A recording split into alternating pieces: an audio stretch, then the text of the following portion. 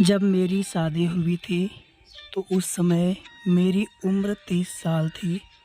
ऐसा नहीं है कि लड़के नहीं मिल रहे थे, काफ़ी लड़के मिले, लेकिन कुछ ने मुझे रिजेक्ट कर दिया और कुछ को मैंने।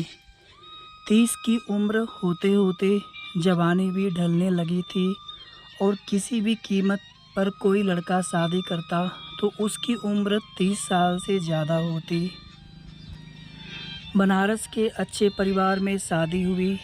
मेरे पति पढ़े लिखे और एक स्कूल में टीचर थे। हमारे बीच प्यार था।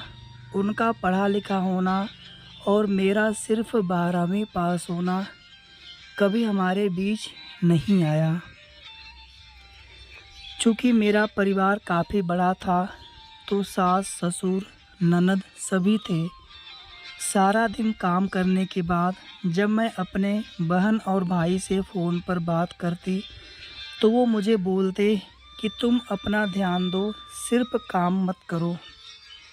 तुम्हारी शादी की गई है, तुम कोई नौकर नहीं हो। और मुझे भी उनकी बातें सुनकर लगता कि ये सही बोल रहे हैं। ये सिलसिला 1 से 2 महीने चला और उसके बाद अचानक से मेरे पति घर पर आते और बोलते कि अपनी बहन और भाई से कम बात किया करो। मैंने बोला क्यों, क्या हो गया ऐसा? इस पर वो कुछ नहीं बोले, लेकिन जब वो स्कूल जाते तो अब मैं रात की जगह दोपहर में ही अपने घर पर बात करती। 4 से 5 दिन बाद वो मुझे फिर मना किए और इस बार कहा कि ये घर तुम्हारा है, तुम्हें जैसे रहना है रहो, लेकिन किसी बाहरी का इंटरफेयर मुझे बर्दाश्त नहीं होगा। जब मैंने अगले दिन ये बात अपने भाई और बहन को बताई तो वो लोग भड़क गए और बोले, तुम बोलो तो अभी घर आकर उन्हें बताते हैं। काफ़ी भला बुरा बोला इनको, यहाँ तक बोला कि तुम्हें कोई दिक्कत है तो आ जाओ यहाँ वापस। अगली सुबह पति ने मुझसे मेरा फ़ोन ले लिया और बोले, आज के बाद तुम अपने मायके वालों से बात नहीं करोगी। मुझे लगा कि मैंने घर पर सब बात बताई है। हो सकता है मेरे भाई और बहन ने इन्हें उल्टा सीधा बोला हो। इसके अलावा मेरे पति ने और कुछ नहीं बोला मुझसे।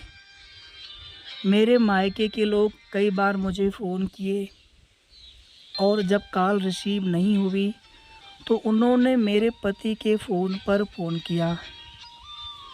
इन्होंने साफ साफ मना कर दिया कि आप लोग थोड़ा कम कनेक्शन रखिए।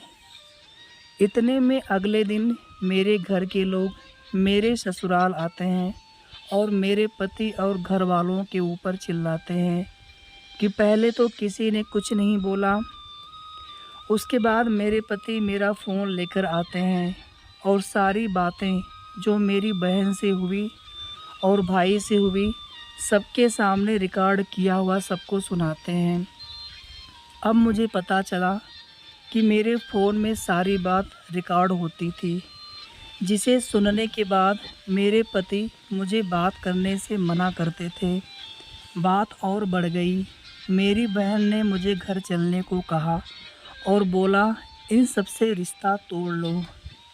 मेरे पति ने मुझसे बोला, ये घर तुम्हारा है, लेकिन मैं तुम्हें ज़बरदस्ती नहीं रोकूंगा। ये फ़ैसला तुम खुद करो। तुम्हें हमारे यहाँ रहना है या अपने मायके वापस जाना है। बस ये याद रखना, अगर यहाँ रहना है तो अपने मायके वालों से रिश्ता तोड़ना होगा और अगर मायके जाना है तो मुझसे रिश्ता तोड़ना होगा। मेरे भाई ने बोला, ऐसे परिवार में रहना जेल में बंद होने जैसा। तुम हमारे साथ चलो, इससे अच्छे घर तुम्हारी शादी होगी। मुझे भी लगा अभी सिर्फ 6 महीना हुआ है और ये स्थिति है, आगे पता नहीं क्या हो। मैं अपनी बहन और भाई के साथ मायके वापस आ गई और कुछ समय बाद उन्होंने तलाक के लिए अर्जी दी। मैं अंदर से डर गई और सोचा एक बार फिर से मौका दिया जाए, लेकिन तभी मेरी बहनों ने मुझे मना कर दिया और तलाक के साथ ये मांग रखने को कहा कि शादी में लगे सारे गहने दें और जो पैसे खर्च हुए हैं वो दें। मेरे पति ने तुरंत ही शादी के सारे गहने दे दिए, साथ में एंगेजमेंट की रिंग भी लौटा दी और 2 सप्ताह में जितने पैसे खर्च हुए थे उससे ज़्यादा लौटा दिए। और फिर आगे तलाक का प्रोसेस शुरू हुआ और हमारा तलाक हो गया। उसके 2 साल बाद उनकी दूसरी शादी हो गई और वो अपनी ज़िंदगी में आगे बढ़ गए हैं। इस बात को हुए 10 साल का समय बीत गया और मेरी उम्र 40 साल हो गई है। मेरे पति ने कभी मुझसे ऊंची आवाज़ में बात तक नहीं की, ना ही किसी और चीज़ की कमी होने दी। आज पीछे मुड़कर देखती हूँ तो लगता है कि मेरे बहन और मेरे भाई मुझे गलत बातें सिखाते थे। मेरे पति मुझसे बस ये उम्मीद रखते थे कि मैं घर तोड़ने का काम न करूं। आखिरी बार भी उन्होंने मुझे ऑफ़र दिया था, लेकिन मैंने अपनी मूर्खता से उसे ठुकराकर उनके आत्मसम्मान को ठेस पहुंचा दी थी। तभी शादी के पैसे और गहने सब कुछ वो तुरंत वापस कर दिए। आज मैं अकेली हूँ। मेरे 2 भाई और 3 बहन हैं, लेकिन सब अपने में व्यस्त हैं। दोनों भाई अपने परिवार में व्यस्त हैं और दोनों बहनों का अपना घर है और वो बखूबी उसे संभाल रही हैं। अगर सही समय पर मैंने अपने मन की बात सुनी होती और पति की बात मानी होती तो आज मुझे ये दिन नहीं देखना पड़ता। जो लोग भी मेरी ये स्टोरी पढ़ रहे हैं, अगर आपकी शादी नहीं हुई है तो ख़ास तौर पर लड़कियां, तो आप एक बात याद रखिए, आपका घर आपका ससुराल है, उसे आप पहली प्राथमिकता दीजिए, क्योंकि मायका सिर्फ माँ बाप से होता है।